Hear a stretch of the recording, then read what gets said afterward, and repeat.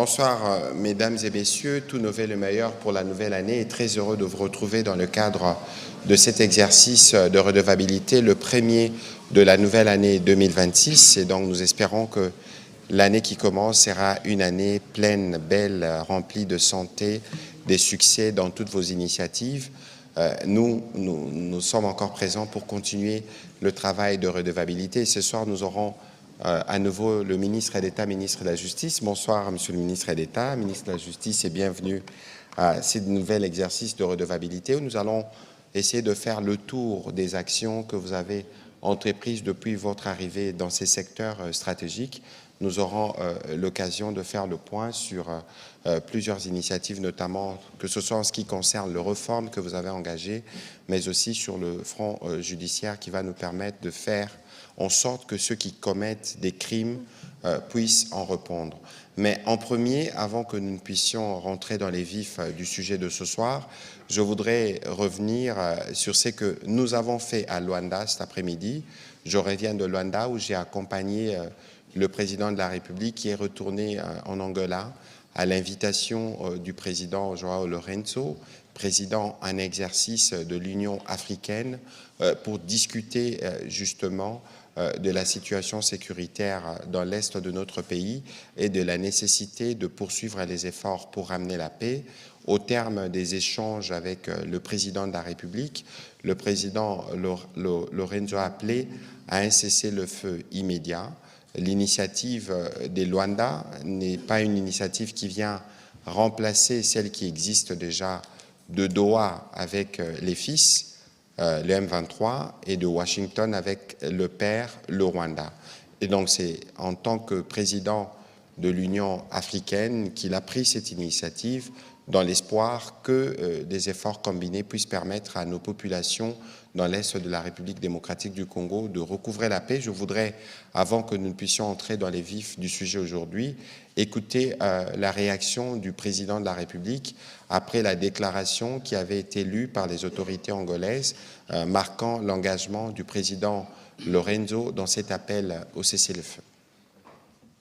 Je vais commencer d'abord par remercier le président João Manuel Gonçalves Lourenço, président de la République d'Angola, mais aussi président en exercice de l'Union africaine, pour son initiative, son attachement à la paix dans l'est de la République démocratique du Congo.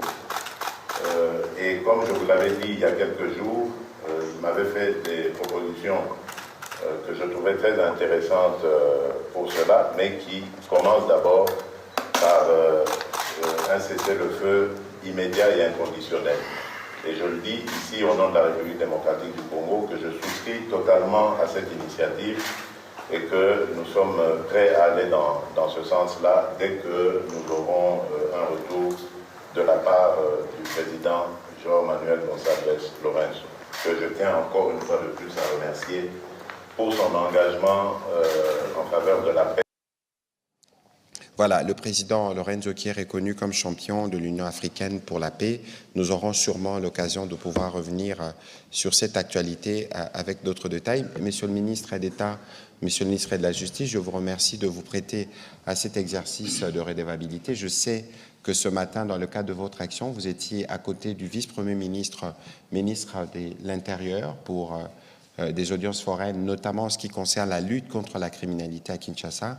Et donc, vous avez non pas seulement la lutte contre la criminalité avec travers son volet judiciaire, mais d'autres éléments de réforme. Qu'est-ce que vous pouvez nous dire à ce stade des réalisations ou tout au moins des chantiers que vous avez commencés dans les secteurs de la justice? Vous avez la parole. Monsieur le ministre de Mouyaya, d'abord je voudrais remercier tous les journalistes d'avoir répondu à cette invitation. Cela démontre de l'intérêt que vous portez à l'action du gouvernement dans un secteur aussi sensible et stratégique que la justice. Il y a quelques mois, j'étais ici devant vous et je m'ai présenté pour la première fois pour vous décliner les priorités dans le domaine de la justice. Et ces jours-là, j'avais pris un engagement solennel, c'est contribuer aux efforts de transformation de la justice non pas par des discours, ça c'est important, mais par des actes mesurables et irréversibles. Et bien sûr, cet engagement s'inscrit dans la vision de son Excellence, Monsieur le Président de la République, mise en œuvre par le gouvernement dirigé par Madame son Excellence, Madame la Première ministre Siminois. Cette vision que j'avais partagée avec vous reposait sur un principe fondamental, c'est-à-dire que sans justice crédible, il n'y a ni paix durable, ni sécurité juridique, ni développement économique. Et pour ça, j'avais tracé ce que je considérais être la méthode. Et ma méthode était simple, c'est-à-dire que la proximité, la fermeté et les résultats. Donc depuis ma prise de fonction, j'ai imposé une méthode claire, d'abord une concertation inter-institutionnelle, parce que c'est important, lorsque vous êtes dans le secteur de la justice, vous devez aussi avoir cette concertation interinstitutionnelle et aussi interministérielle, puisque dans le cadre de la solidarité gouvernementale, j'ai régulièrement des réunions sur des aspects qui concernent la justice avec mes collègues. Proximité, parce que je m'étais dit que j'étais le ministre de proximité, donc il fallait être de proximité avec les populations, parce qu'en fait, nous sommes redevables devant la population et aussi proximité vis-à-vis de l'administration. Bien sûr, tolérance zéro face à l'impunité, et j'y reviendrai tout à l'heure, c'est ce que nous avons fait aujourd'hui dans le cadre des audiences foraines, et bien sûr, redevabilité permanente. Donc cette méthode s'est traduite par un plan d'action structuré autour des 5 piliers stratégiques qui guident bien sûr chacune de nos décisions. D'abord, je commence par la lutte contre l'impunité et les crimes graves. Et donc, d'abord, l'élément le plus important sur le plan de la souveraineté juridique et de la sécurité, puisque nous sommes en guerre, une avancée majeure a été réalisée avec la promulgation de l'ordonnance présidentielle rendant nul et de nul effet absolu, bien sûr, tous les actes administratifs, juridiques et judiciaires émanant du M23. Ça, c'est important puisque lorsque la paix sera revenue, donc tous les actes qui ont été posés par ces groupes armés ne seront pas reconnus. Donc, zéro reconnaissance juridique des actes d'une rébellion armée. Ça, nous avons protégé ce que je considère comme notre souveraineté. Dans le même registre, j'ai donné une dizaine d'injonctions emblématiques. Il y a eu plusieurs, mais il y en a plusieurs, ont été adressées aux juridictions, aussi bien civiles, militaires, pour la poursuite des auteurs de crimes. Et là, c'est très important puisque les injonctions emblématiques ont touché ce que la population considérait dans un premier temps comme des intouchables. Aujourd'hui, tout le monde, chacun qui commet des infractions, quel que soit son rang, il sera tenu responsable. Bien sûr, cela a été renforcé par la diplomatie judiciaire qui a apporté plus de crédibilité dans nos actions. Donc, par exemple, des commissions rogatoires, dont certaines en attente depuis 11 ans, ont été traitées. Et ça a donné beaucoup plus de crédibilité. Et bien sûr, il y a une dizaine d'accords de coopération pour renforcer, bien sûr, l'entraide judiciaire et faciliter les commissions rogatoires ont été finalisées et certains sont en cours. Donc, nous avons aussi appliqué le principe de la courtoisie judiciaire avec plusieurs pays, parce que vous savez que... Sur le micro, s'il vous plaît. Ouais. Vous savez qu'en tant que pays, nous avons les obligations de répondre aux requêtes qui viennent d'autres pays. Donc, la courtoisie judiciaire avec plusieurs pays a permis le transfèrement des détenus et nous ferons jouer les principes de la réciprocité pour la situation de nos ressortissants dans les pays concernés. Donc c'est important qu'à travers la justice, parce que nous avons quand même des ressortissants qui sont en prison dans ces pays-là, et si on demande le transfert, il faut que nous puissions aussi appliquer le principe de la réciprocité. Des dossiers ciblés actuellement en instruction, tant au niveau national qu'international, ça c'est important. Sur le plan disciplinaire, je vais vous donner quelques chiffres. Plusieurs dénonciations émanant de justiciables et des avocats ont été traitées. Pareil, nous avons reçu 324 dossiers ouverts à charge des magistrats, dont certains ont été condamnés à des peines disciplinaires et d'autres condamnés au pénal. Et bien sûr, il y a eu des révocations de poursuites et des poursuites pénales ont été prises, traduisant ici une nette rupture avec la culture, effectivement, de l'impunité. J'ai eu des contacts avec les différents bâtonniers pour que ceux qui participent dans la chaîne criminelle on puisse être tenus responsables. Donc, des avocats, huissiers de justice, autres membres du personnel judiciaire impliqués dans ces actes-là n'ont pas été épargnés. Deuxième élément, c'est la lutte contre la corruption et la spoliation. Bon, ici, je vais donner juste... D'abord, la lutte contre la corruption a été institutionnalisée. C'est l'une de notre priorité. Je donne juste quelques chiffres pour étayer ce que je suis en train de dire. Nous avons reçu plus de 400 dénonciations émanant des institutions étatiques, y compris des ministères, et de particuliers ont été réceptionnés en cours de traitement. Donc 30% concernent les biens fonciers et immobiliers de l'État. Je donne l'exemple, replaçant le ministre de la Justice auquel la lutte contre la corruption et la spoliation. À cet égard, 13 injonctions encore emblématiques, formelles, adressées au procureur général après la Cour de cassation sur ces dossiers sensibles liés à la spoliation immobilière et à la fraude. Et ça, c'est la spécificité. Donc, il n'y a pas seulement donc, il y a eu des injonctions sur la fraude minière. Vous savez, c'était une chaîne qui regroupe aussi bien le personnel civil que le militaire. Donc, ceux-là vont aussi, ils vont aussi faire la justice. La pollution environnementale, pour la première fois, les infractions liées à l'environnement, ils ont commises par une société. Et je crois qu'on a donné une injonction et je crois que la société a commencé à faire des efforts déjà pour indemniser, mais cela n'exclut pas la responsabilité pénale. Donc et pour ça, l'impunité, bien sûr, des propriétés injustement dépossédées ont été réinstallées, parfois après plus de 10 ans de procédures frauduleuses. Et aujourd'hui, le barreau a annoncé la radiation d'un avocat qui avait arraché, bien sûr, une maison à une pauvre maman. Et quand cette pauvre maman est venue me voir au bureau, j'ai pu avoir des réunions avec le bâtonnier et je suis très heureux de voir que cela a été fait, donc il a été. Donc, pour lutter contre la spoliation, un cadre permanent de concertation intersectorielle a été mis en place avec le ministère de l'Urbanisme, des Affaires foncières et des Travaux publics, infrastructures, et l'Agence de protection du patrimoine immobilier de l'État. Donc, au niveau gouvernemental, il y a là,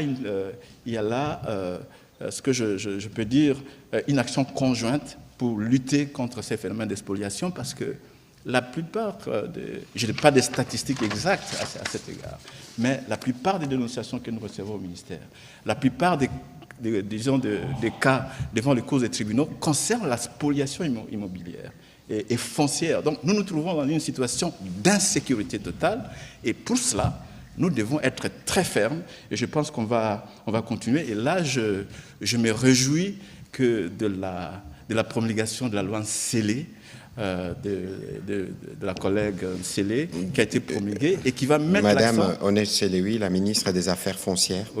Oui, effectivement. Et la particularité de cette loi, c'est que, pour la première fois, il y a la responsabilité pénale individuelle des conservateurs de titres immobiliers, ainsi que d'autres agents, si ils sont impliqués dans la chaîne de la spoliation. Ça, c'est extrêmement important. C'est pour cette raison-là que nous allons, le cadre permanent va faire en sorte que nous puissions effectivement protéger nos citoyens contre ces phénomènes de spoliation.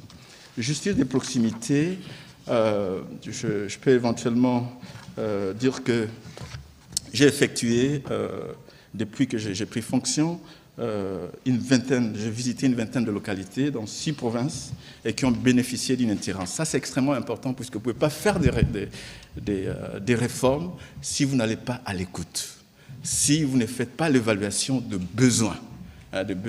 Et cela a été important et ça nous aide à comprendre la question du désert judiciaire qui frappe nos populations et aussi le besoin des magistrats, etc.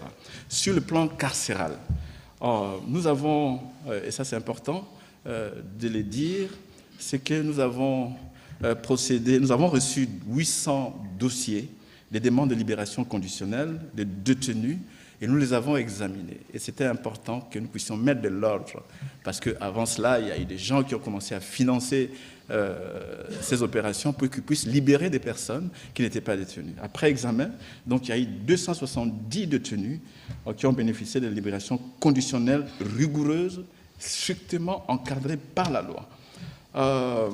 Sur le plan de la chaîne pénale aussi, je peux dire que nous avons contribué à la formation des 100 officiers de police judiciaire qui ont été nommés et déployés pour restaurer la crédibilité et la légalité des actes et documents délivrés par le ministère de la Justice, parce que c'est important que les documents qui sortent de notre pays puissent être revêtus du sceau de la légalité, de la crédibilité et de la légitimité.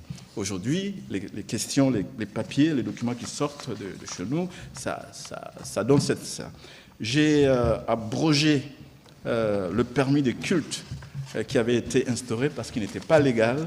J'ai mis en veilleuse la commission de visa d'exécution des décisions judiciaires parce que ça donnait l'impression d'être un 3e degré de juridiction et il y avait aussi des questions de corruption là-dedans. Donc on a supprimé ça. J'ai mis aujourd'hui un système de traitement des délivrances des documents officiels, certificat de nationalité, personnalité juridique, légalisation des actes rigoureux permettant l'authentification et la crédibilisation. Bien sûr, à cet égard, 235 certificats nationaux de nationalité, une dizaine d'arrêtés de personnalité juridique ont été signés. Bon, je peux dire aussi qu'au niveau interne, quand je suis arrivé, le cabinet ne fonctionnait pas avec l'administration. Donc c'était très important que nous puissions travailler comme une équipe, puisque le cabinet est passager. Donc demain, je peux ne pas être ministre. Il faut que l'administration fonctionne. La première chose que j'ai fait, c'était de dépolitiser le ministère. Quand je suis arrivé, c'était un ministère comme un parti politique. Ça ne pouvait pas fonctionner. Donc, il fallait absolument que nous puissions faire en sorte que l'administration soit impersonnelle. On ne fait pas la politique dans l'administration. Et ça, c'est ce que nous avons fait. Bon, le dernier dossier, je vais répondre à certaines questions, c'est les dossiers des FIVAO. C'est un dossier qui a coulé beaucoup d'encre. Il y a des cas de corruption qui continuent. Il y a eu déjà quelqu'un qui a été condamné à cet égard. Et nous avons effectivement réceptionné pour la première fois 19 millions. Et comme il y a encore d'autres cas, je pense qu'il y aura... J'ai donné des injonctions pour qu'on puisse encore, traduire en justice ceux qui sont encore impliqués. J'ai réinstallé le comité Marabout et envoyé effectivement des lettres pour que ça... Enfin, en termes de 2026, d'abord, nous allons essayer d'adopter une nouvelle politique nationale de réforme de la justice en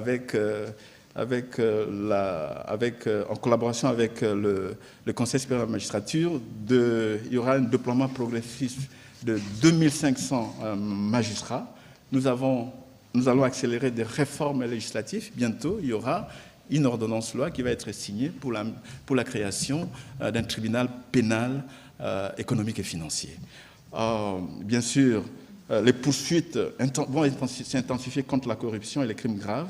Et bien sûr, il y a le lancement effectif des travaux de construction et de réhabilitation infractionnaire, etc. Donc, en guise de conclusion, je peux dire que ce n'est pas nécessaire pour moi de faire du populisme judiciaire. Un ministre de la Justice ne peut pas. Le lieu de la justice, c'est un lieu sacré. C'est un lieu sacré.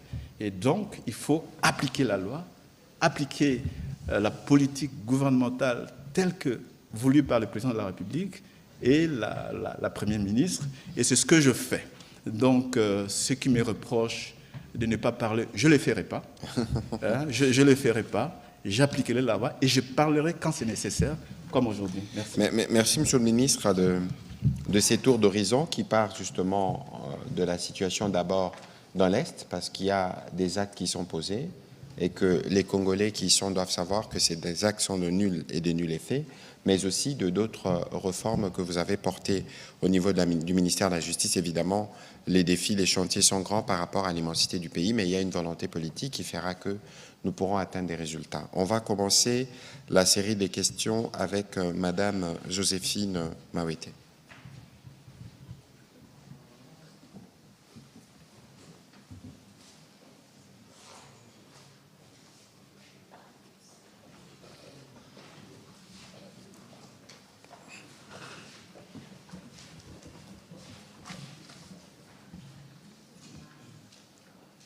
Monsieur le ministre de la Justice, je reviens une fois de plus sur la question liée à l'impunité et à la corruption. Vous avez évoqué certains points qui dénoncent selon vous des avancées.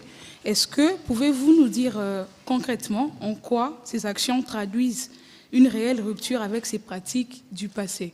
Parce que les peuples se plaignent encore que les pratiques liées à la corruption et à l'impunité continuent. Et la deuxième question, elle est liée à l'accès des citoyens à la justice. En matière d'accès à la justice, notamment pour les populations les plus vulnérables, quelles avancées tangibles ont été réalisées? Parce qu'aujourd'hui, les phénomènes Koulouna fait encore ravage. Et comment les victimes sont-elles au fait bénéficiaires de cette justice dont vous êtes le patron? Et une question d'actualité, Monsieur le ministre de la Communication, s'il vous plaît. Goma a connu ces jeudis une ambiance funèbre avec la cérémonie organisée par le M23 AFC. Et selon eux, ils étaient en train d'enterrer des victimes qui sont tombées avec les frappes menées par les FARDC. Avez-vous un commentaire dessus? Merci pour vos questions. Bon, écoutez, le premier commentaire, c'est d'abord de dire toute notre compassion et notre solidarité à nos populations qui sont victimes de ceux qui gouvernent par crime. Et puis, c'est tellement odieux que ceux qui sont reconnus comme sémeurs de la mort et de la désolation s'autorisent, c'est le fils qui imite sûrement le père, de faire une propagande autour des obsèques. La première chose, mais sur Goma, il y a beaucoup à dire. Je pense que j'avais fait un tweet à ces propos cet après-midi pour dire que d'abord, on n'oublie pas qu'en 4 jours, 10 000 compatriotes ont été tués.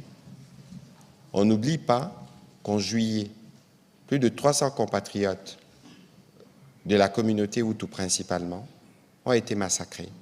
On n'oublie pas qu'entre Kamanyola et Uvira, en quelques jours, 1500 compatriotes ont été massacrés. On n'oublie pas non plus ceux qui tuent des innocents parce qu'il y a des contradictions, ceux qui se tuent entre eux parce qu'ils ne supportent pas la contradiction.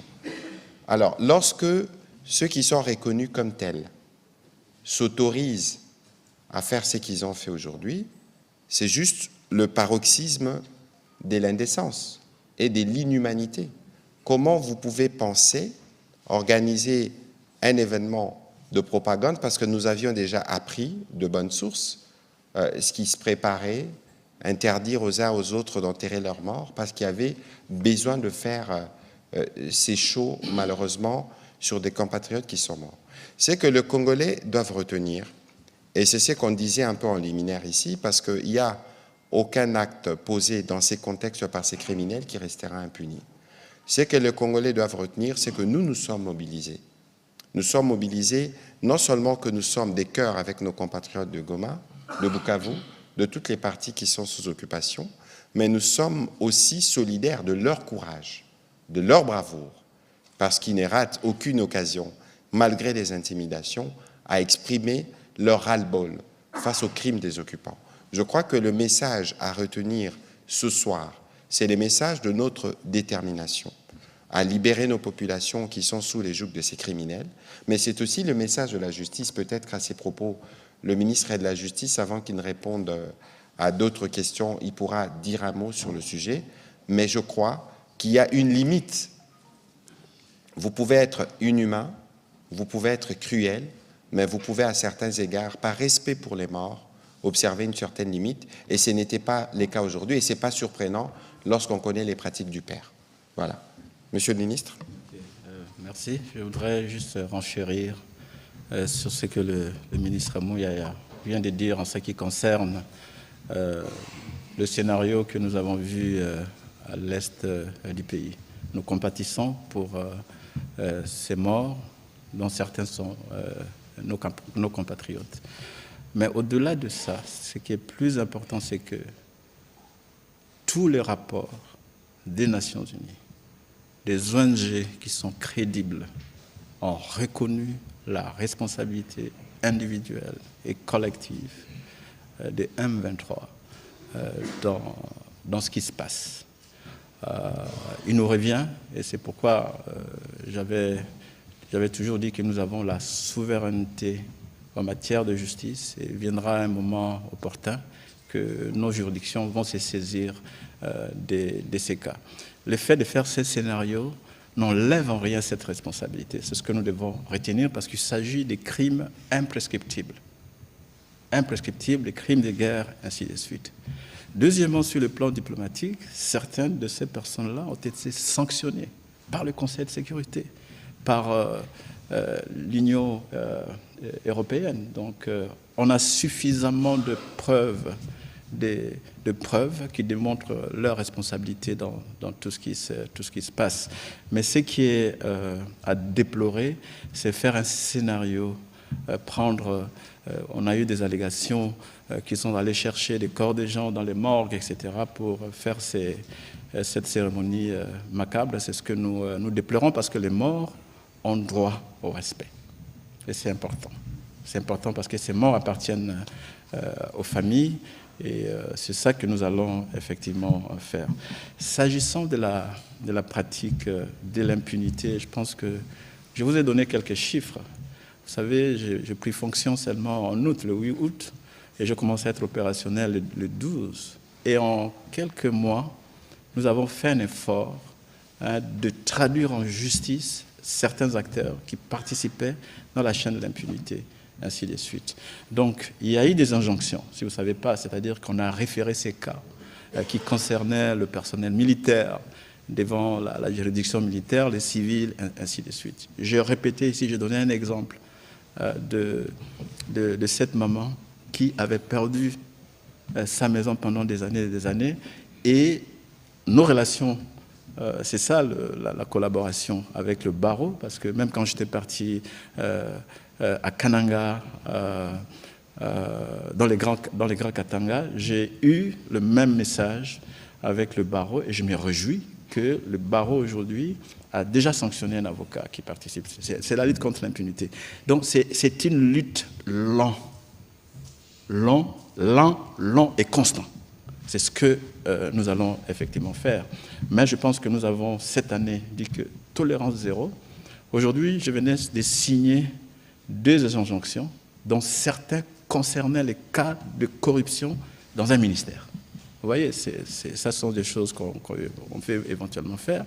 Deuxièmement aussi, dans d'autres circonstances, vous voyez, je vous donne un exemple. On a voulu déguerpir la police vers la Gombe. Ces personnes-là, donc c'est toujours les cas de corruption, ainsi de suite, donc il y a eu des cas qui veulent le faire. Maintenant, en ce qui concerne la question de Kuluna, j'avais dit il y a quelques mois que la question de Kuluna devait avoir une réponse holistique. La première réponse a été que le vice-premier ministre et ministre de l'Intérieur et des Affaires coutumières a conduit l'opération Ndobo. L'opération Ndobo a permis d'appréhender presque 500 Kuluna. Et maintenant, nous passons à la phase judiciaire, qui est la phase des audiences foraines. Ça a commencé aujourd'hui. Et si le tribunal estime qu'ils sont condamnés, ils vont effectivement être condamnés. Donc c'est quand même quelque chose d'important, puisque la particularité de ces audiences foraines, c'est que ça passe là où les crimes les plus graves ont été effectivement commis. La troisième phase, c'est qu'une fois qu'ils sont en prison, ce sont des compatriotes. Il faut que nous puissions avoir des programmes pour permettre leur réinsertion.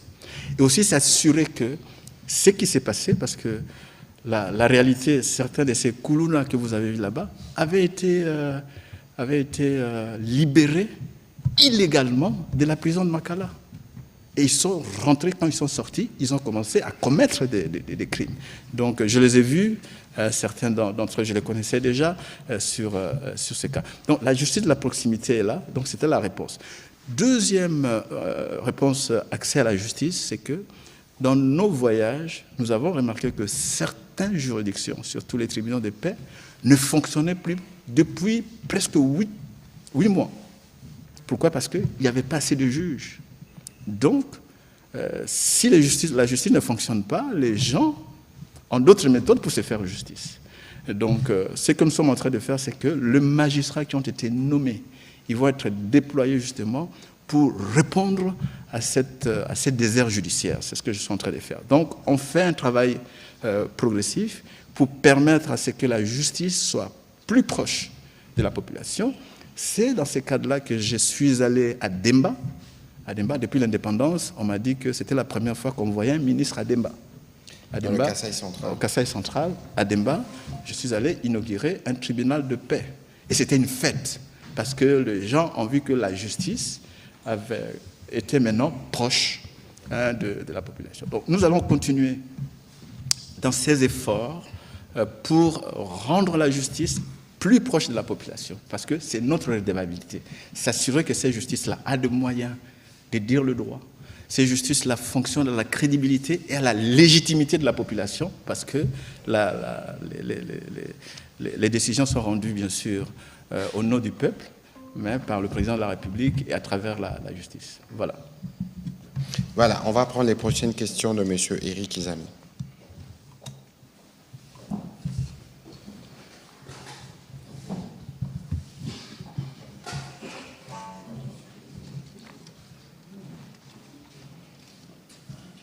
Merci de la parole, Monsieur le ministre.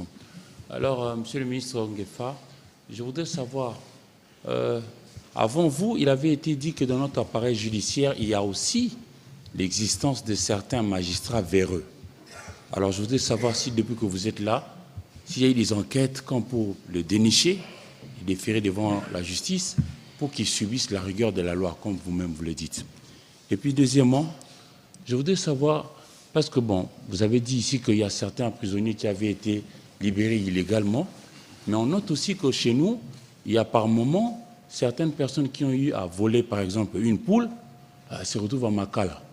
Mais d'autres qui volent des millions, ils sont en train de courir la rue ici. Avez-vous déjà organisé le secteur dans le sens de pouvoir regarder quand même aussi ceux-là pour, par exemple, alléger leur peine, etc. Voilà. Merci. Je pense que quand j'ai pris la parole, je voulais juste donner des chiffres. J'ai dit que 324 magistrats avaient été sous poursuite et certains ont été condamnés et même radiés.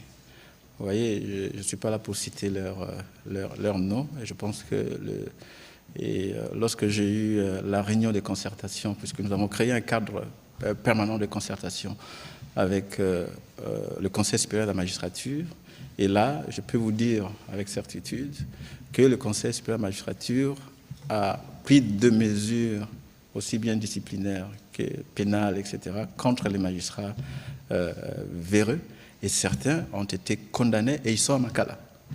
Ils sont à Makala. Ça, je pense que c'est un travail qui va être crescendo en termes, et on va être ferme sur les cas effectivement de corruption.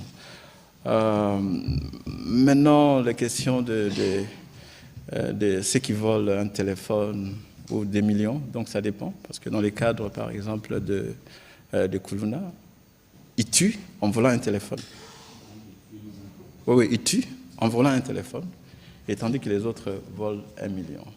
Et je ne suis pas là pour divulguer les secrets de la justice, les secrets disons, des interrogatoires, mais je peux vous dire que ceux qui ont volé les millions, il y a des enquêtes en cours. Donc, ce n'est pas à moi. Je dois respecter l'indépendance de la justice. Donc, ce n'est pas à moi de partager avec vous les cas qui sont en cours, puisque la personne peut toujours bénéficier de la présomption d'innocence. Mais ce qui est plus important aujourd'hui, c'est que les cas de corruption qui nous arrivent, on les transfère directement si c'est effectivement établi. Vous voyez, il y a des magistrats, il y a des personnes qui sont en train de racketter les sociétés, même les multinationales, etc. Il y a des cas, des 6 millions, 10 millions, les chantages, etc. Ces cas vont être disons peut-être demain, après-demain, vont faire l'objet d'injonctions. Ça, ce sont les efforts que nous sommes en train de faire. Ce que je veux absolument dire, c'est qu'aujourd'hui, c'est zéro tolérance en ce qui concerne la corruption. Zéro tolérance en ce qui concerne la spoliation des biens publics et des biens privés. Et s'il y a suffisamment d'éléments, et comme aujourd'hui nous avons la loi scellée nous permet aujourd'hui de mettre un terme à ces phénomènes. Parce que ce que peut-être vous ne savez pas, les spoliations concernent aussi bien les ministres que la pauvre maman. C'est tout le monde, c'est vraiment de l'insécurité. Ça crée de l'insécurité pour nous et ça ne facilite pas le climat des affaires. Donc cette loi, c'est une très grande avancée au niveau de la justice et c'est ça qui va nous permettre justement de donner des réponses judiciaires. Sur le plan, pour vous dire, sur le plan international, on est en contact avec certains pays pour que nous puissions rapatrier les fonds de corruption. Les fonds de corruption. Nous allons y arriver. Par l'entraide judiciaire, etc. Je ferai des voyages à l'étranger justement sur ces questions. Voilà. Voilà. On va prendre les questions de Madame Pascaline Bayo et puis Monsieur Liévin Luzolo se prépare. Merci, Excellence. J'ai une question, deux petites questions, je crois, pour le ministre d'État et de la Justice. Nous avons constaté, ministre, plusieurs cas de ceux d'aucuns qualifiés aujourd'hui d'enlèvement sont signalés dans la ville. Ces cas, pour la plupart, sont exercés contre les opposants et ceux qui critiquent certaines autorités. Vous êtes ministre de la Justice. Êtes-vous au courant de ces enlèvements et arrestations qui interviennent de manière abusive et qu'est-ce que vous faites concrètement? Merci. Ok, merci. J'aimerais d'abord vous dire que je n'aime pas qu'on m'appelle Excellence. Appelez-moi Monsieur le ministre, ça me suffit. Ceci dit, vous savez, nous sommes un État qui a plusieurs corps et qu'il y a la loi. Chaque citoyen qui enfreint la loi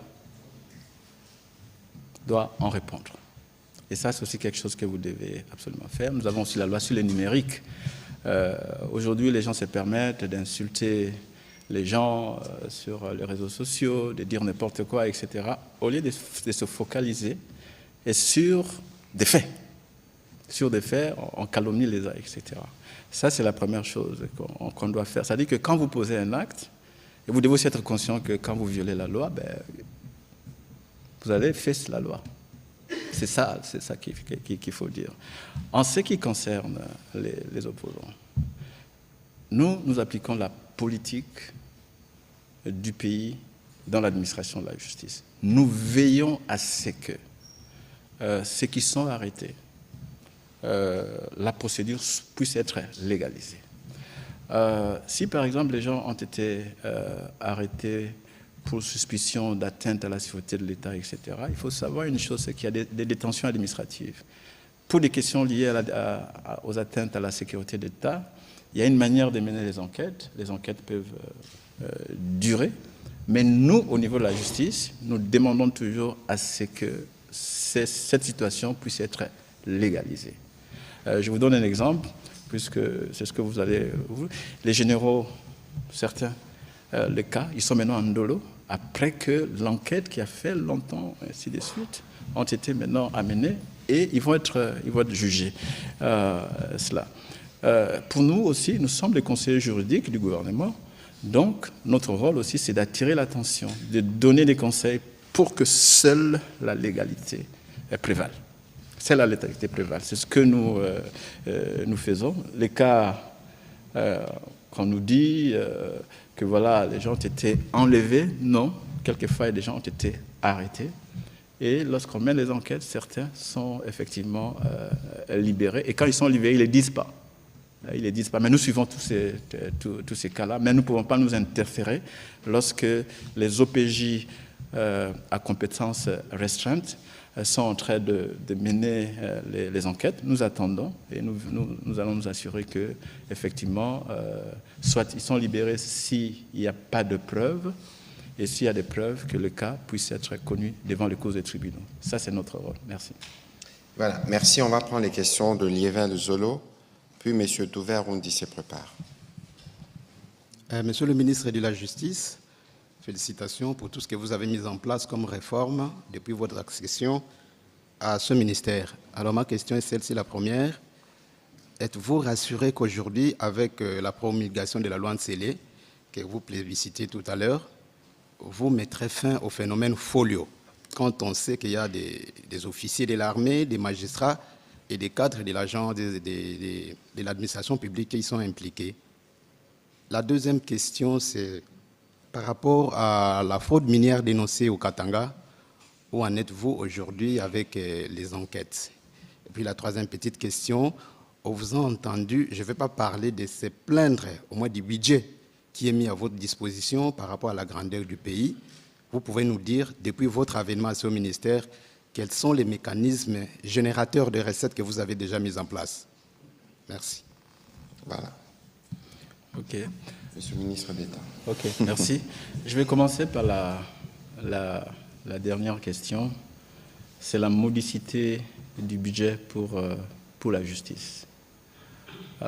C'est pour cette raison que dans les réformes, je vais mettre l'accent sur la loi de programmation judiciaire, qui va essayer d'adresser ce que nous avons pu constater. C'est-à-dire qu'il faut que les magistrats puissent travailler dans les meilleures conditions, c'est-à-dire qu'un salaire décent, que nous puissions avoir des cours et tribunaux qui remplissent les critères. Vous avez vu, quand je fais des tours, je suis allé voir certaines archives, je n'en revenais pas, ainsi de suite. Donc il y a ces efforts-là que nous devons effectivement faire. Deuxièmement, je pense qu'il y aura, avant que nous puissions arriver à une loi de programmation judiciaire qui va être un parcours des combattants, donc il y aura un fonds judiciaire entre-temps pour que nous puissions suppléer la modicité de ces budgets-là. Et donc, dans certains pays, j'ai participé dans mes anciennes fonctions à ces processus de la loi de la programmation judiciaire. Je pense que nous allons effectivement y arriver. En ce qui concerne le recette, je crois que depuis 2022 jusqu'à aujourd'hui, il n'y avait pas de la rétrocession des recettes judiciaires. Donc, depuis que je suis arrivé, j'ai demandé à ce qu'on puisse rétrocéder depuis 2022 jusque-là le recette judiciaire pour que ces recettes judiciaires puissent aider dans le fonctionnement de l'administration. Pas seulement les cabinets, l'administration, etc. Vous voyez, ça, ce sont des choses que nous devons faire en essayant de mettre de l'ordre et la rigueur dans la délivrance des documents. C'était pour que les gens, lorsqu'ils payent, ça entre dans la caisse de l'État. Ça n'entre pas dans les poches des gens. Et ça, c'est fini au niveau du ministère. Et je crois qu'il y a des gens qui vont traduire en justice pour avoir fait cela. Ça, c'est quelque chose d'important. Et c'est une discussion. Nous sommes un pays qui a beaucoup de priorités. Et pour moi, je vais m'assurer que au moins, nous lançons ces chantiers de la loi de la programmation judiciaire. Quand je ne serai pas là, ceux qui viendront après moi, ils peuvent effectivement continuer. Mais l'essentiel, c'est vraiment de mettre des réformes pour que nous puissions avoir une justice respectable. Maintenant, la fraude minière. La fraude minière, vous savez, la fraude minière, c'est une chaîne criminelle qui implique beaucoup de gens, y compris les militaires. Vous voyez, y compris les militaires. Ce que nous avons fait, c'est qu'il y a eu 2 types d'injonctions. Donc, je crois que les enquêtes sont en cours.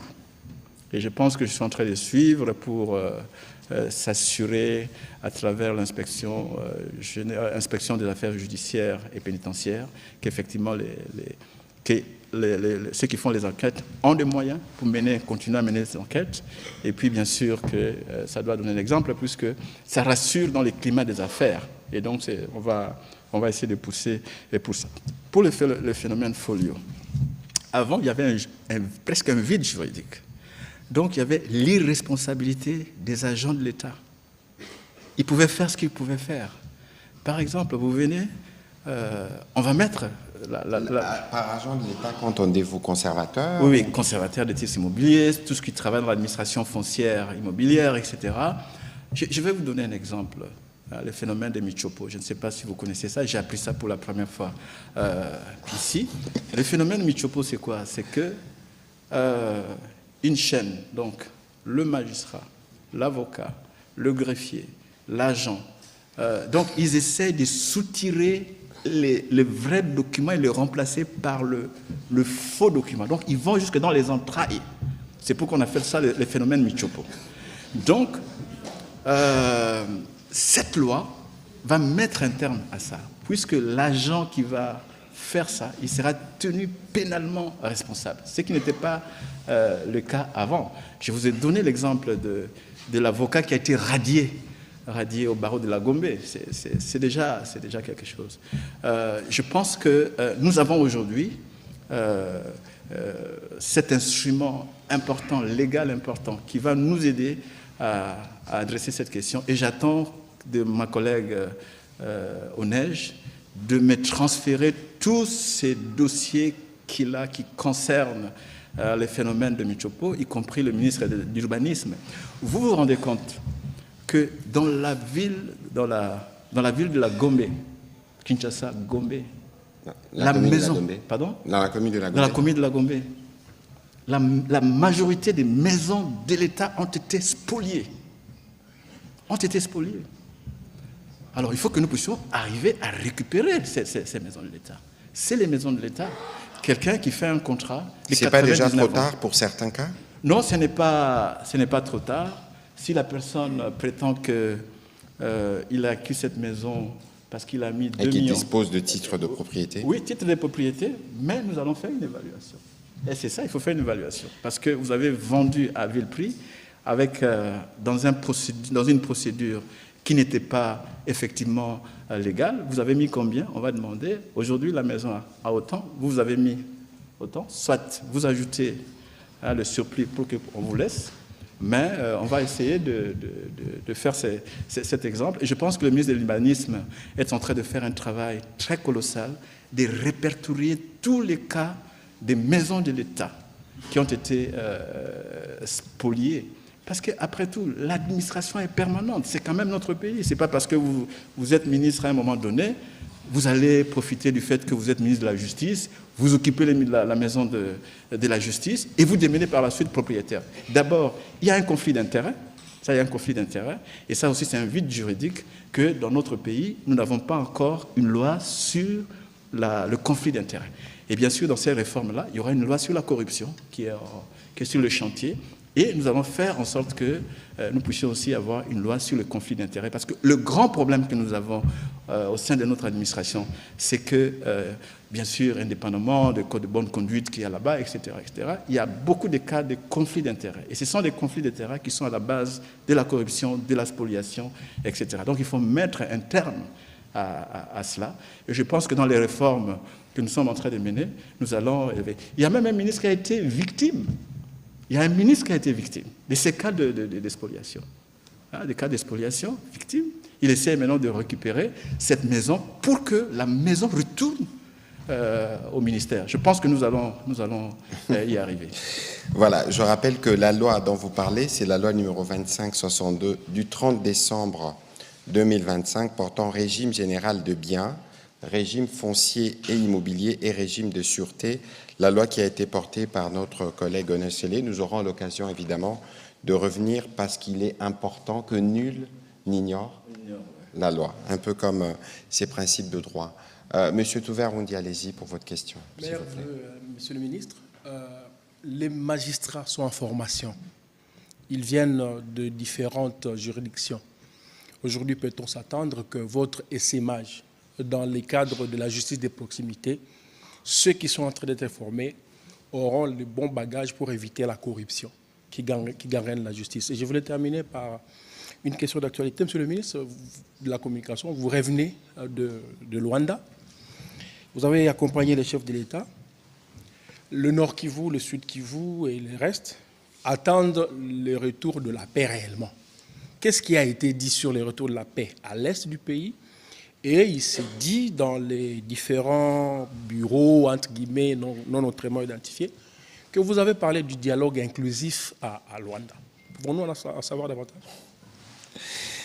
Bon, écoutez, lorsque nous attirons votre attention de manière régulière sur la propagation de fake news et de la désinformation qu'on appelle poison rwandais, vous avez là un bel exemple.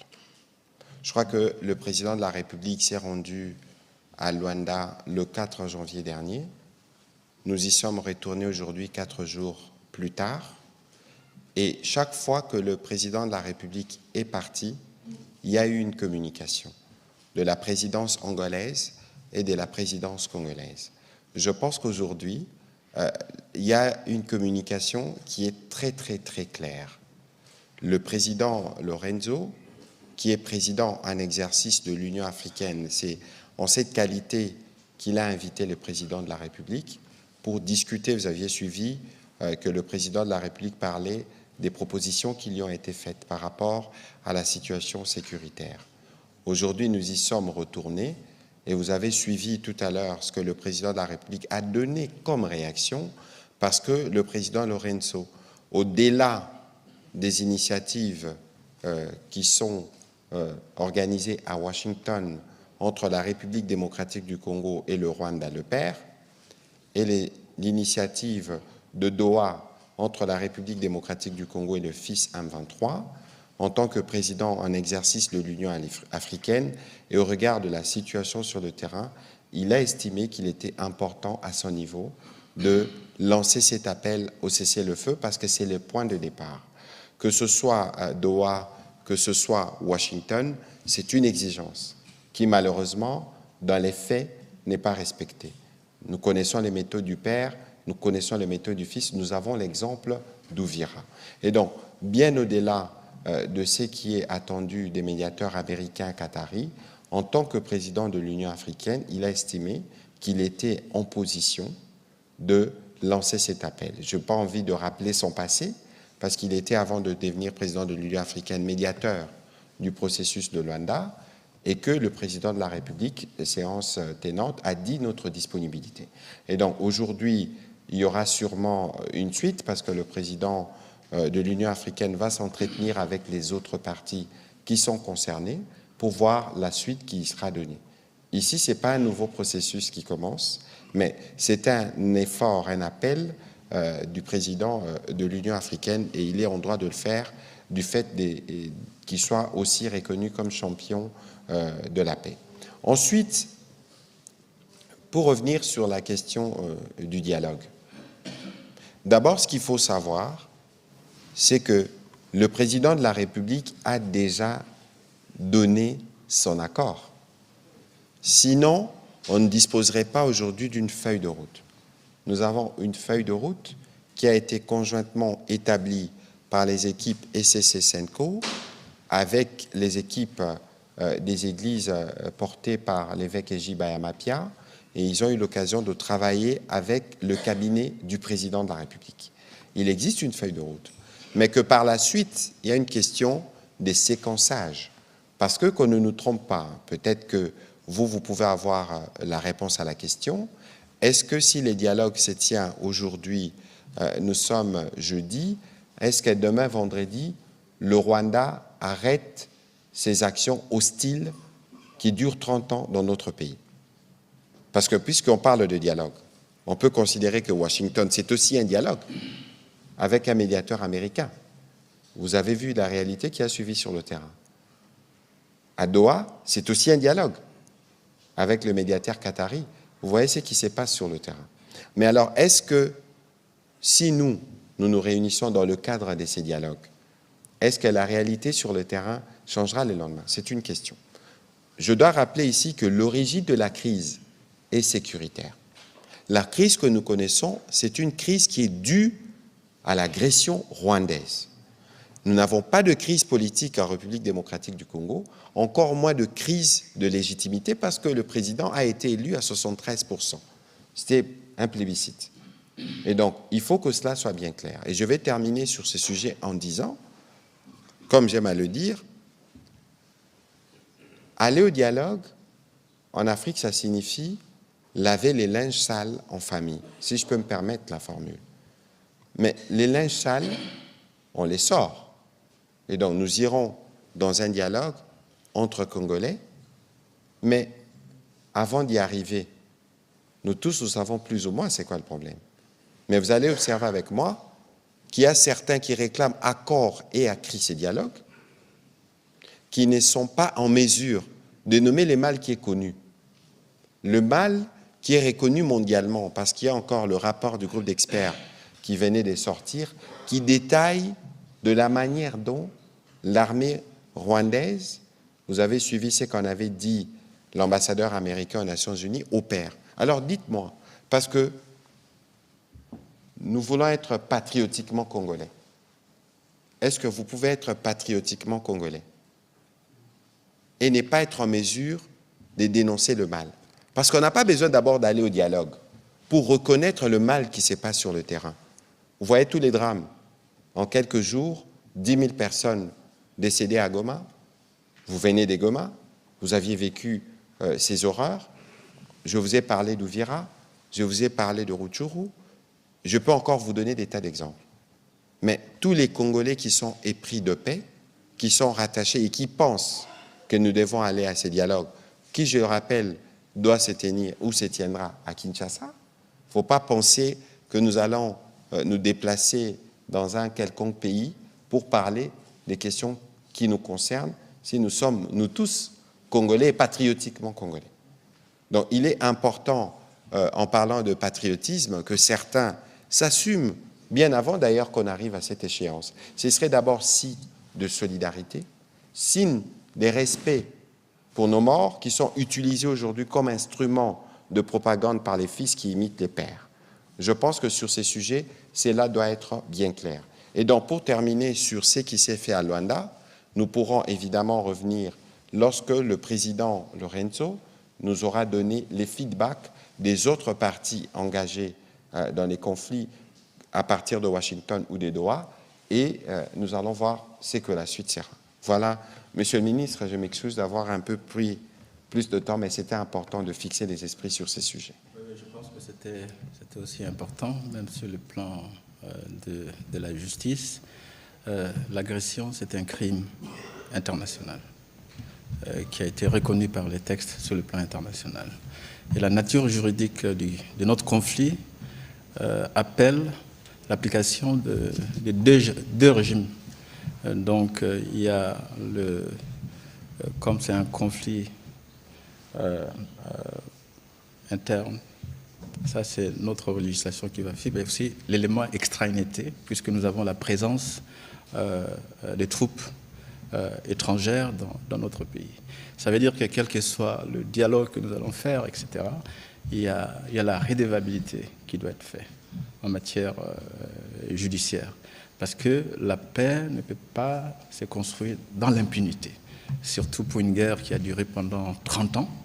Donc on ne peut pas sacrifier cette question. Et, je répète, nous avons la souveraineté en ce qui concerne la justice. Donc nous pouvons juger n'importe quelle personne qui commettrait, qui enfreindrait nos lois et qui commettrait des crimes très, très, très graves. C'était juste pour soutenir ce qu'il était en train de dire. Maintenant, en ce qui concerne la question de la formation de magistrats, vous savez que le Conseil supérieur de la magistrature a organisé une formation de 2500 magistrats qui vont être bientôt redéployés. Et en plus, nous avons un institut national de formation judiciaire.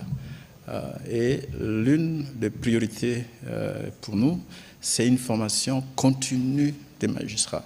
N'oublie pas que ces magistrats vont être déployés peut-être dans un contexte de conflit, et là, le droit applicable est différent, donc y compris les conventions de Genève, etc. Donc il faut absolument leur donner la pratique. Donc la formation est très nécessaire. Donc on ne va pas seulement former les magistrats, il faut aussi former le personnel judiciaire qui vont les accompagner, le greffier, le secrétaire de parquet, bien sûr, les OPJ et autres, pour que ça soit une formation intégrée.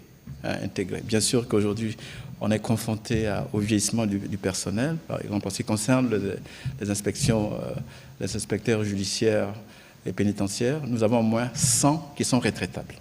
Et il n'y a pas de suite. Donc, il faut absolument que nous puissions arriver, avant de les envoyer à la retraite, il faut que nous puissions arriver à les former, ainsi de suite. C'est pourquoi, à cet égard, ceux qui avaient été recrutés avant, sans respecter les procédures, nous allons reprendre pour que les concours et les tests pour que les personnes qui vont être recrutées puissent être faites, pas sur une appartenance politique. Non, il faut qu'ils puissent être...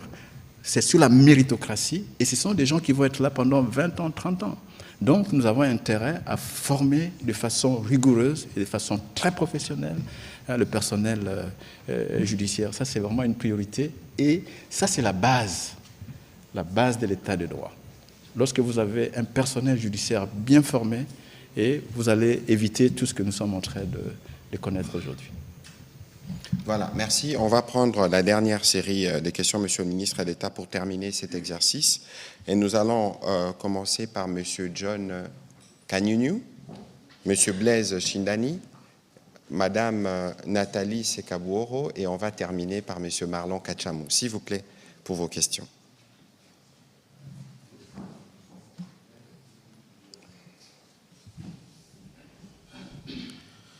Merci, Monsieur le ministre, pour la parole. J'ai des petites questions. On pourra noter, Monsieur le ministre d'État, comme ça nous allons y répondre en série, s'il vous plaît. Okay.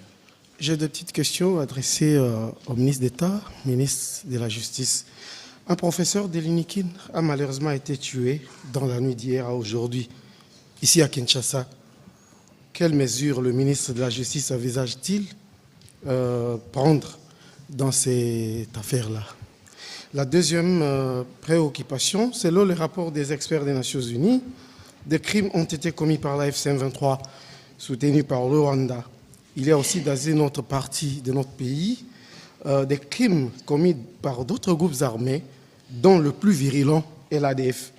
À Lubero, Beni, Irumu et Mambasa, qui ne semblent pas attirer l'attention particulière du gouvernement et celle de la communauté internationale.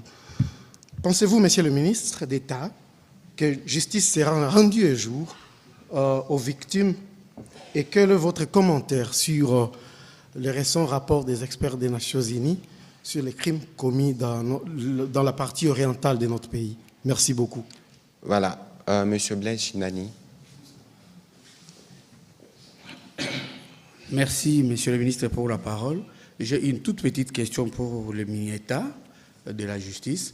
Ça concerne les deux enfants de votre ancienne collègue de droits humains, Madame Marie-Ange Mouchebekwa, dont les deux enfants ont été tabassés au domicile d'un haut cadre de l'ANR. La dame a porté plainte à l'auditorat militaire, mais depuis qu'elle a porté plainte jusqu'à aujourd'hui, le monsieur n'a jamais été convoqué à l'auditorat militaire et même les éléments de la police commis à sa garde, qui ont commis les forfaits, continuent à travailler sans être inquiétés. En tant que ministre de la Justice, vous êtes au courant du dossier et qu'en pensez-vous d'après vous? Voilà, on va prendre Marlon Kachamou. Madame Nathalie, comme c'est en lingala, j'y répondrai à la fin. On va épuiser la série de 3. Ma question est adressée au ministre de la Justice. Quand vous avez commencé votre exposé, vous avez fait allusion au Frivao. Alors, vous avez dit qu'il y aurait, bon, non pas qu'il y aurait, qu'il y a une ancienne autorité qui est aujourd'hui, qui n'est plus en liberté, pour 19 millions de dollars américains. Qui sont les autres personnes qui sont impliquées dans ces dossiers? Pouvez-vous nous aider à les connaître et les citer nommément? Ça, c'est un. Deuxième question, une toute petite question, vraiment. Je reviens sur la question que Mme Pascaline Mbayo a posée ici pour évoquer un cas spécifique. Mais avant, je veux que vous puissiez nous expliquer les mots suivants. Arrêté ou arrestation, appréhender, enlèvement. Pour les cas d'Emmanuel Chadari, c'est quoi? Qu'est-ce qu'il faut utiliser? Merci. Voilà. Monsieur le ministre d'État. Ok. Merci pour ces questions. D'abord, je voudrais présenter à la famille du professeur nos condoléances les plus émues parce qu'il a été tué, assassiné dans les conditions les plus atroces. Ce matin, déjà, j'étais en consultation avec le vice-premier ministre, ministre de l'Intérieur et des Affaires coutumières, pour voir quelles étaient les actions que nous devions prendre comme gouvernement. D'abord, il fallait renforcer la sécurité, c'est sa partie. Et donc, il y a la partie judiciaire. Et je pense qu'il y a une injonction qui va être donner demain pour qu'on puisse ouvrir une enquête. Ça, c'est sûr, demain, ça va être fait, ça ne laissera pas impuni. Ça ne restera pas impuni. Maintenant, ce qui concerne la question sur... les rapports du groupe d'experts. Le rapport du groupe d'experts. Le rapport du groupe d'experts ne dit rien de nouveau. C'est depuis 30 ans que cela a été fait.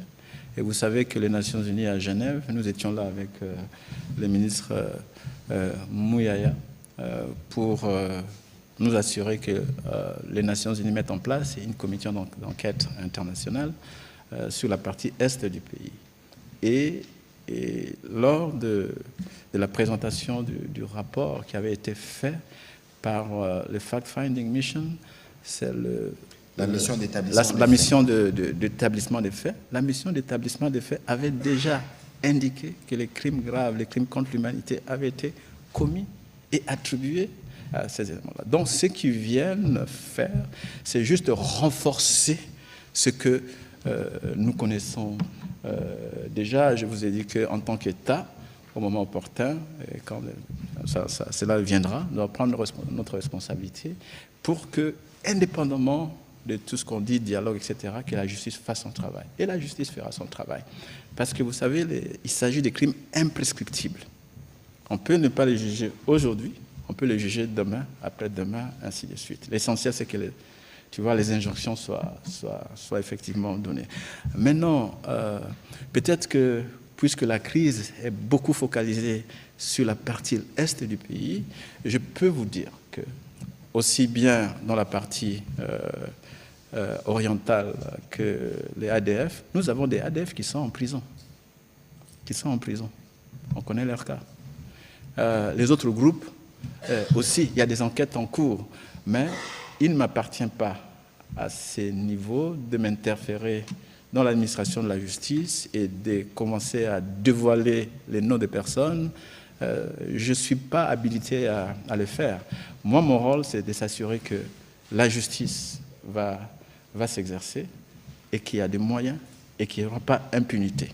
Ça, c'est ce que nous allons assurer, et que les personnes qui ont été effectivement les ADF et les autres ne puissent pas être libérées par le jeu de change de prisonniers, etc., etc. Non, ça, c'est notre rôle, et nous allons conseiller le gouvernement dans ce sens-là. Donc, même en ce qui concerne la partie orientale, il y a des gens qui sont arrêtés sur base de ça. En plus, ces gens de la partie orientale, ils envahissent les carrés miniers.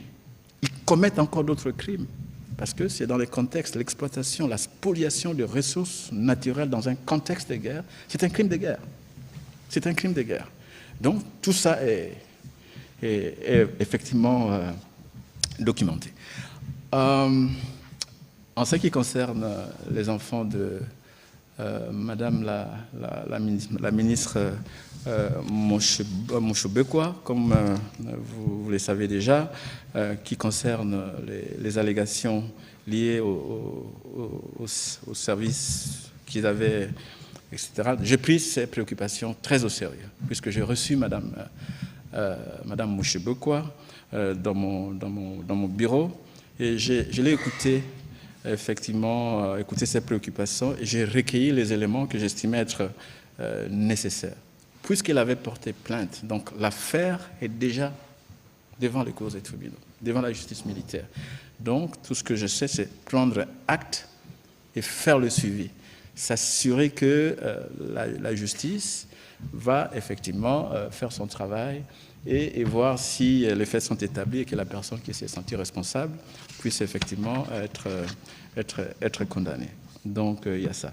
Bon, je ne veux pas me donner à un jeu de définition, arrestation, appréhension, etc., etc.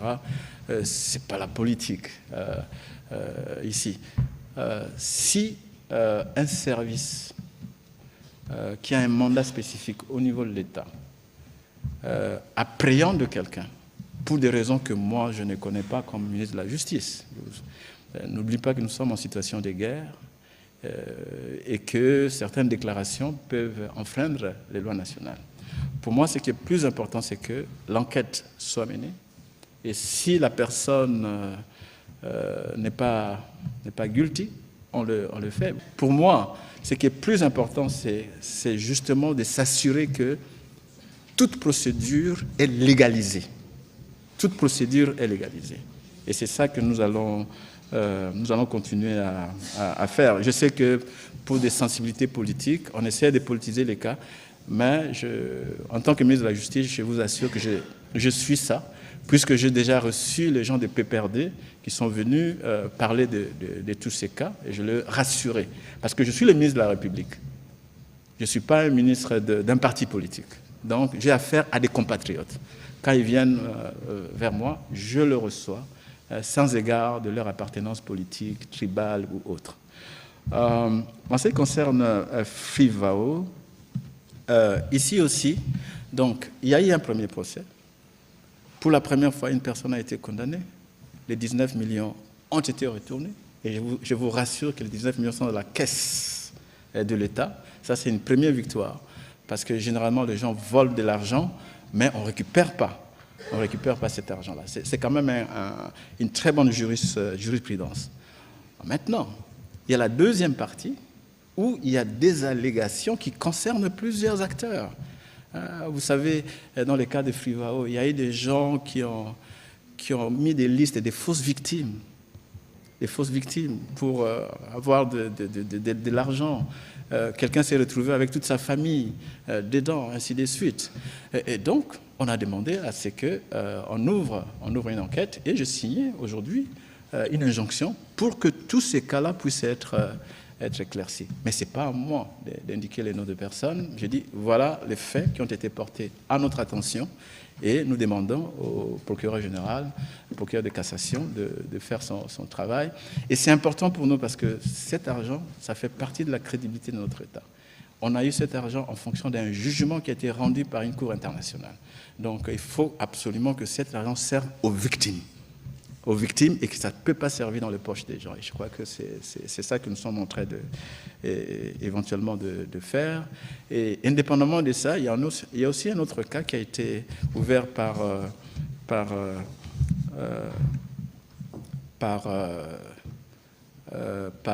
le PGR. Il a ouvert, mais ça fait partie des secrets de l'instruction, donc je ne peux pas entrer dedans. En conclusion,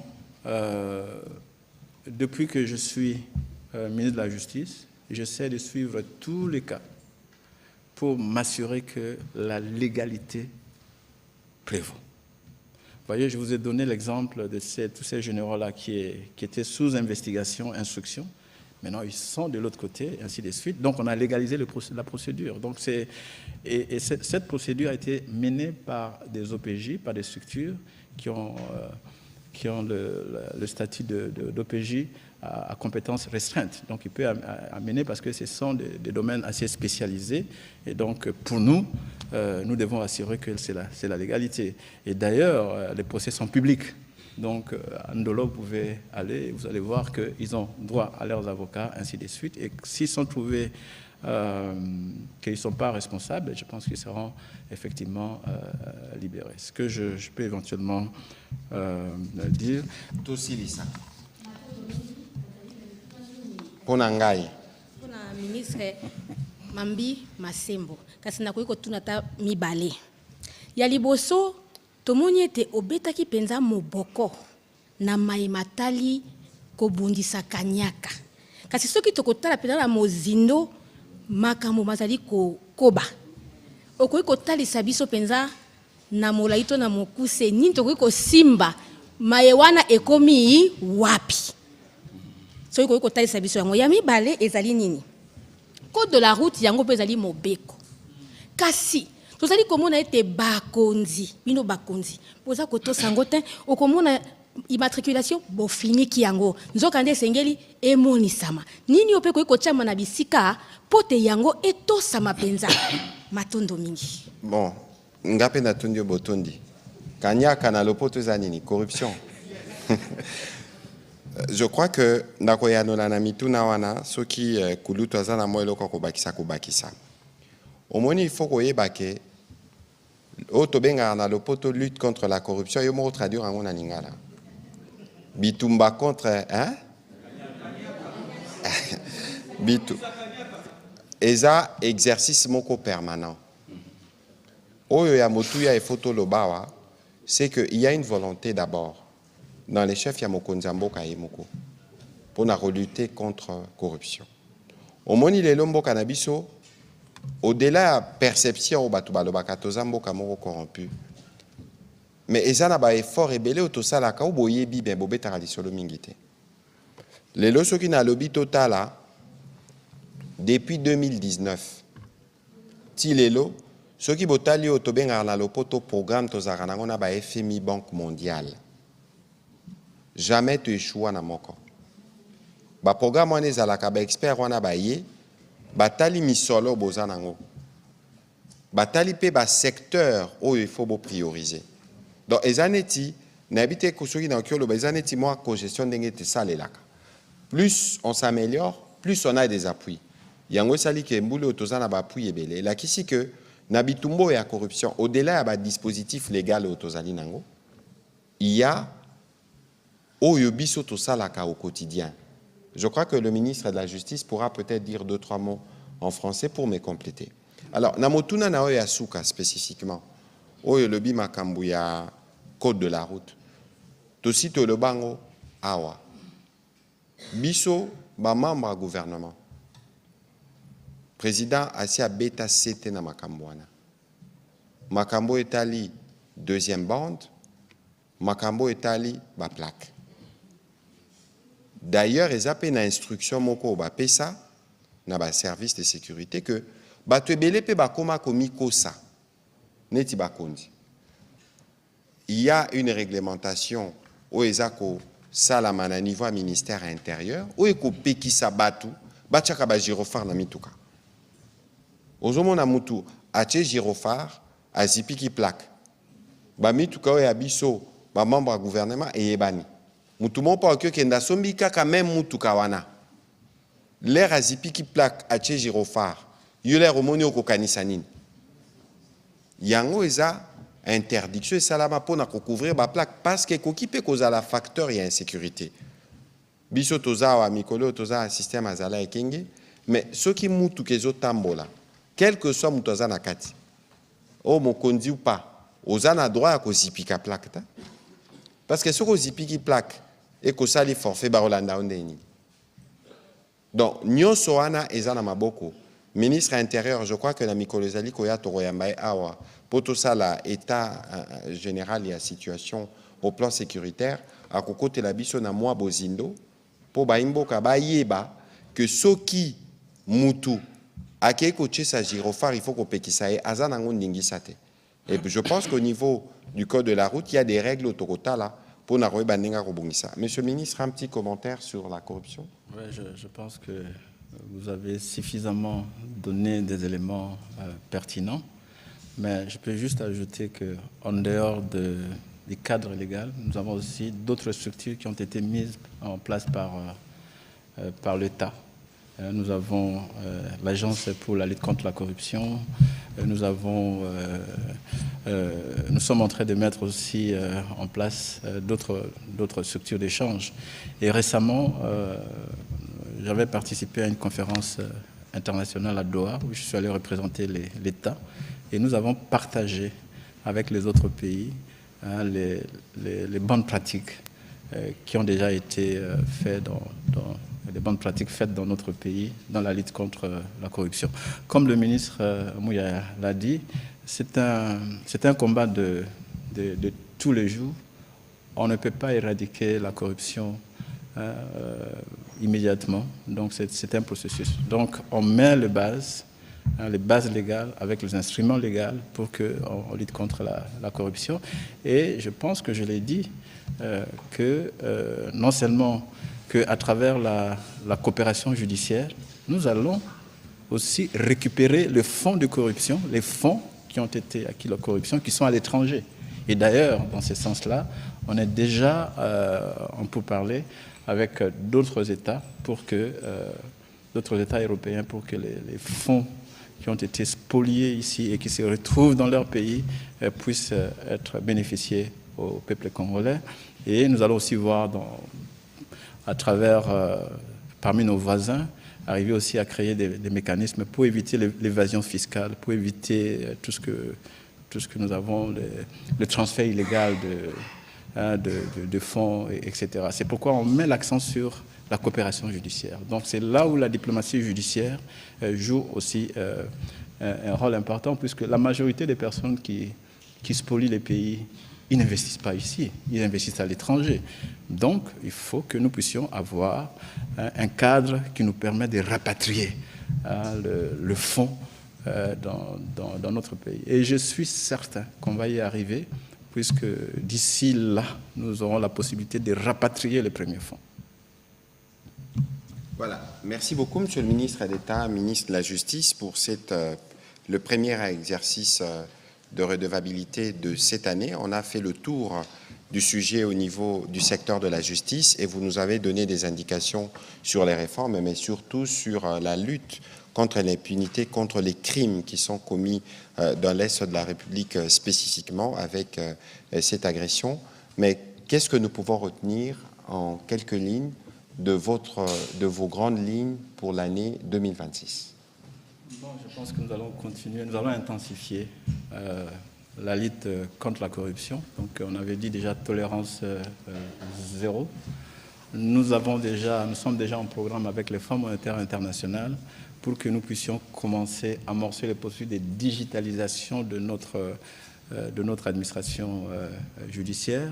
Les réformes en cours, je vous ai dit que bientôt le président de la République va promulguer l'ordonnance loi portant création du tribunal pénal, économique et financier.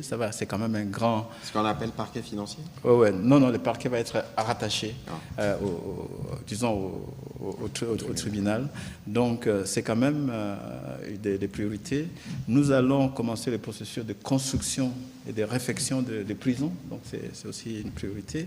Et bien sûr, la lutte contre la corruption et la spoliation, maintenant sur base de la loi scellée, ça va être notre priorité. Et nous allons renforcer justement, enfin, la coopération judiciaire, la diplomatie judiciaire, pour que nous puissions, à travers cette coopération judiciaire, défendre mieux nos intérêts, puisque le ministère de la Justice, c'est aussi le conseiller juridique du gouvernement, et nous avons beaucoup de cas où l'État est assigné quelquefois injustement sur le plan en justice, sur le plan international, etc. Donc nous avons une priorité aussi de défendre les intérêts supérieurs de notre État, et ainsi de suite. Bien sûr, la coopération judiciaire va nous aider aussi de voir comment nous pourrions initier des actions judiciaires contre les personnes qui pensent qu'ils peuvent se reposer dans les pays européens et ailleurs en train de narguer, de commettre en toute impunité les crimes, etc. Et bien sûr, nous allons aussi enfin s'assurer que la loi sur les numériques est vraiment appliquée. Et nous allons nous assurer avec vous, nous avons déjà eu la conversation de l'application de la loi Mouyaya, surtout dans les dispositifs qui concernent le droit des réponses pour éviter que les journalistes ne soient régulièrement traduits en justice. Ce sont les travaux que nous avons commencés qui vont continuer bientôt avec l'application de la magistrature. Merci, mesdames et messieurs, d'avoir participé à cet exercice de redevabilité et tous nos voeux le meilleur pour la nouvelle année 2026. Bonne soirée.